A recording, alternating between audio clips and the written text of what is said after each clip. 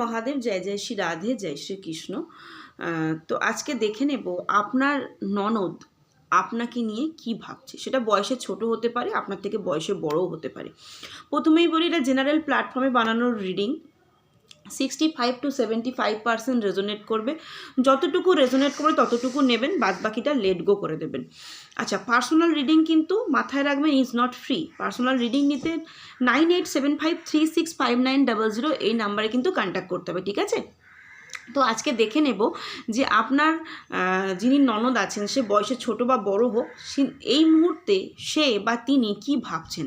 আচ্ছা, একটা ছোট্ট কথা বলে দিই। কালকে একটা পার্সোনাল রিডিংয়ের একটা রিভিউ পেয়েছিলাম আমি, যে দিদিভাই তোমার সুস্থ কামনা করি, ইউনিভার্সের কাছে সুস্থ। মানে ভীষণ ভালো লাগে যে আপনারা আমাকে এতটা ভালোবাসা দেন। এবং সেটা পোস্ট করার পর আবার একটা কমেন্ট এসেছিলো আমার এফবিতে, যে দিদিভাই সত্যি ব্যস্ত থাকা সত্ত্বেও আমাদের ফোন রিসিভ করে বা ঘুরিয়ে কল ব্যাক করেন। অ্যাকচুয়ালি আমি অনেক সময় কি হয়, ডিনার বা লাঞ্চ করতে করতেও কিন্তু ফোন রিসিভ করে নিই, কারণ আমার এটা মনে হয় আপনাদের অসুবিধা বলেই না আপনি আমাকে ফোনটা করেছেন, আপনার মনের ভেতর কষ্ট হচ্ছে বলেই না ফোনটা করেছেন।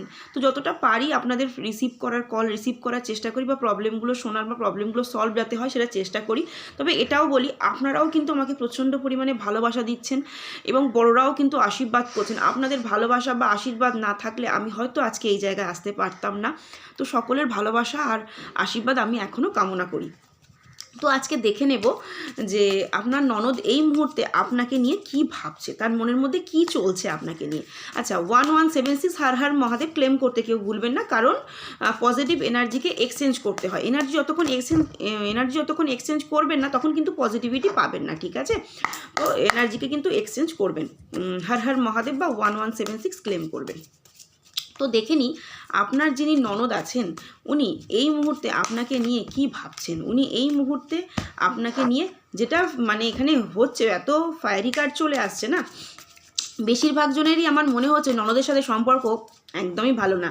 কারণ এটা আমার মানে রিডিংয়ের শুরুতেই যেটা আমার মনে হচ্ছে, এত ফায়ারি চলে আসছে না, যে সম্পর্ক বেশিরভাগ জনেরই কিন্তু ভালো না। দেখা যাক ইউনিভার্স আমাদেরকে কি বলেন, কি বার্তা আমাদেরকে দেন। আচ্ছা, এই মুহূর্তে আপনার ননদ কিন্তু অনেক মানুষের কাছে আপনাকে নিয়ে সমালোচনা করছে, ঠিক আছে? আপনাকে নিয়ে কিন্তু সমালোচনা করছে, এবং আপনার ড্রেস পোশাক, আপনার কি বলবো, সাজগোজ, ড্রেস পোশাক, এই সমস্ত জিনিসগুলো নিয়ে কিন্তু সমালোচনা করছে। এবং সে কিন্তু আপনাকে কিন্তু নানান জায়গা থেকে কিন্তু খোঁজ নেওয়ার চেষ্টা করছে, ঠিক আছে? খোঁজ নেওয়ার কিন্তু প্রচণ্ড পরিমাণে চেষ্টা করছে সমস্ত দিক থেকে।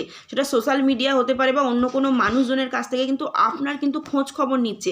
এবং যখনই দেখছে আপনি ভালো আছেন, আপনি সুস্থ আছেন, আপনি আপনার মতো কাজে এগিয়ে যাচ্ছেন, বা আপনার কোনো অসুবিধে হচ্ছে না, আপনি সুস্থ আছেন, আপনি ভালো আছেন, তখন কিন্তু তার মনের মধ্যে এখন হতাশা তৈরি হচ্ছে। কারণ এখানে যেটা চ্যানেল হচ্ছে, এই ধূপটির জন্য এরকম হচ্ছে। তো যেটা এখানে আমার চ্যানেল হচ্ছে, আপনার ভালো থাকাটা উনি কিন্তু একদমই সহ্য করতে পারছেন না।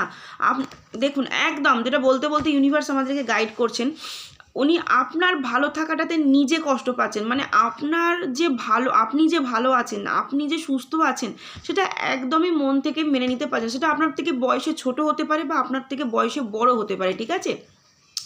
এটা কিন্তু যে কোনো ধর্মের মানুষ, যে কোনো বর্ণের মানুষ কিন্তু দেখতে পারেন, ঠিক আছে? এবং সেখান থেকে কিন্তু খুব স্ট্রিক হয়ে যাওয়ার চেষ্টা করছে, প্রচণ্ড পরিমাণে স্ট্রিক, এবং কি করবে না করবে কিন্তু ঠিক করে উঠতে পারছে না, একদমই ঠিক করে উঠতে পারছে না। এবং আপনার সুখ স্বাচ্ছন্দ্য সমস্ত কিছু নিয়েই কিন্তু সমালোচনা প্রচণ্ড পরিমাণে। এবং আপনি যে ভালো আছেন সেটা তো তার একদমই সহ্য হচ্ছে না, প্লাস নিজের মধ্যে নিজে লড়াই করছে, এবং সেখান থেকে নিজেকে ব্যালেন্স করে চলার চেষ্টা করছে, ঠিক আছে? এবং যখনই দেখছি আপনি ভালো আছেন, আপনি সুস্থ আছেন, তখন কিন্তু নিজের মনেই কিন্তু মানে ফাইট করছে এবং নিজেই নিজে কষ্ট পাচ্ছে, আপনার সুখ একদমই সহ্য করতে পারছে না।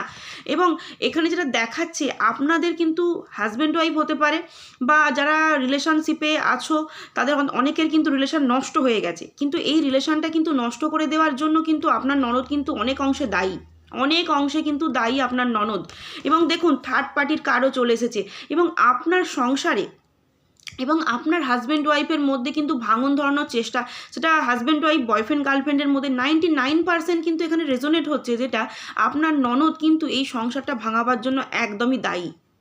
আমরা অনেক সময় এক্সট্রা ম্যারিচুয়াল অ্যাফেয়ার্সকে থার্ড পার্টি ধরে থাকি, অনেক সময় ভাবি শাশুড়ি মাও হচ্ছে সংসারে গণ্ডগোল করেন, কিন্তু এখানে যেটা আজকে চ্যানেল হচ্ছে অনেকের সংসার কিন্তু ভেঙেছে এই মহিলার জন্য, এই ননদের কারণে। এবং উনি আপনাকে খুব ক্যাজুয়ালভাবে নিয়ে আপনার অনেক কথাবার্তাকে কিন্তু কি করেছেন, মানে চালান করেছেন, এদিককার কথাকে ওদিকে করেছেন, ওদিককার কথাকে ওদিকে করেছেন, এবং আপনার সংসারে এসে কর্তৃত্ব ফলাবার চেষ্টা করেছে। এখন কিন্তু সে হতাশ, কারণ আপনি যখন ভালো আছেন, আপনি যখন সুস্থ আছেন, আপনি যখন আপনার মতো করে চলে যাচ্ছেন, আপনি আর তাদের কোনো কথাতে ইন্টারফেয়ার করছেন না, তাদের মতো করে কিছু ভাবনা চিন্তা করছেন না, এই সমস্ত জায়গা থেকে আপনি যখন ভালো আছেন, সুস্থ আছেন, সে কিন্তু এই জায়গা থেকে প্রচণ্ড পরিমাণে হতাশ, কারণ আপনার ভালো সে দেখতে পাচ্ছে না, একদমই কিন্তু আপনার ভালো দেখতে পাচ্ছে না। এবং আপনি যে টাকা পয়সা ইনকাম করছেন না, সেখানেও তার জেলাস ফিল হচ্ছে, কিন্তু বারবার যেখানে এটা ইন্ডিকেট করছে না, আপনার সংসারে, আপনার হাজব্যান্ড ওয়াইফের মধ্যে, আপনার বয়ফ্রেন্ড গার্লফ্রেন্ডের মধ্যে কিন্তু সংসারটা ভাঙন ধরানোর মূলে কিন্তু আপনার এই ননদ। তাই 1176 হর হর মহাদেব ক্লেম করতে কেউ কিন্তু ভুলো না।